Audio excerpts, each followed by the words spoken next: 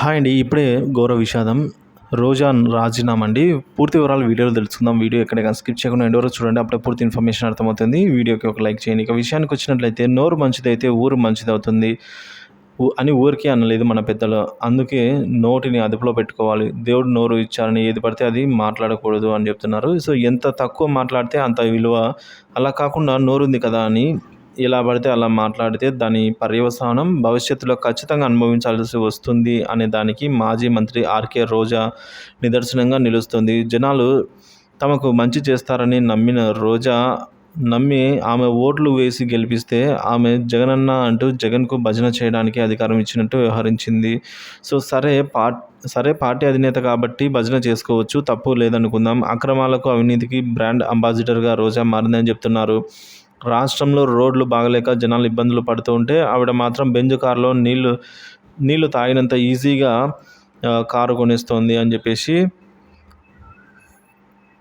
చెప్తున్నారు. సో రోజా మాట్లాడే తీరు కూడా చేసే చేష్టలకు విసిగిపోయిన ఆంధ్ర ప్రజలు 2024 ఎన్నికల్లో రోజాకి తగిన బుద్ధి చెప్పి ఆమె నోటికి తాళం వేసి ఇంటికి పంపారని చెప్తున్నారు. సో ప్రతిపక్ష నేతగా కూడా తన రాజకీయంగా విమర్శించవచ్చు కానీ వారిని తిట్టడము, ఇంకా వ్యక్తిగత విమర్శలు చేయడము చాలా తప్పు. దాని పర్యవసానం రోజా ఇప్పుడు అనుభవిస్తుంది అని చెప్తున్నారు. సో జగన్ భజన చేయడం, ప్రతిపక్షాలపై పర్సనల్గా అటాక్, అలాగే బాడీ షేమింగ్ చేయడం తప్ప గత 5 ఏళ్లలో పర్యాటక శాఖ మంత్రిగా రోజా రాష్ట్రానికి చేసింది ఏమీ లేదు అనే విమర్శలు అయితే ఇప్పుడు వస్తున్నాయి.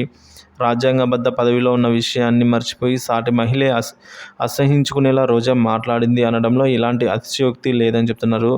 పవన్ కళ్యాణ్, చంద్రబాబు నాయుడు, లోకేష్, బాలకృష్ణ, చివరికి చంద్రబాబు కుటుంబంలోని మహిళలను సైతం ఆమె దుయ్యబట్టిందని చెప్తున్నారు. అధికారం శాశ్వతం అన్నట్టుగానే ఆమె దుయ్యబట్టింది. అధికారం శాశ్వతం అన్నట్టుగానే వ్యవహరించినట్టు తీరులో రాష్ట్రంలో చర్చనీయాంశంగా మారింది. కేవలం ప్రతిపక్ష నేతనే కాదు, ఇటు సొంత పార్టీలో నేతలను కూడా సమైక్యంగా ఉండలేకపోయింది అని చెప్తున్నారు ఆవిడ.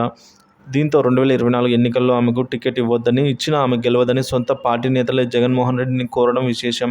అయితే జగన్ మాత్రం అవేవి పట్టించుకోకుండా ఆమెకు టికెట్ ఇచ్చాడు. అయితే 2024 ఎన్నికల్లో వైసీపీ చాలా దారుణంగా పరాజయ పాలైంది. అలానే రోజా విషయం జగన్కు కూడా అర్థమైనట్టుంది. సో అందుకే 2024 ఎన్నికల్లో రోజాకు టికెట్ ఇవ్వకపోవచ్చని పలువురు అభిప్రాయం వ్యక్తం చేస్తున్నారు. పైగా పక్క పార్టీలకి వెళ్ళాలన్న ఈమె మాట తీరు చూస్తే వేరే పార్టీ వాళ్ళని సైతం ఆమెని పార్టీలోకి చేర్చుకోవడానికి భయపడుతున్నారు. దీంతో రోజా పొలిటికల్ కెరీర్ క్లోజ్ అయిందా అనే కామెంట్స్ అయితే ఇప్పుడు వస్తున్నాయి.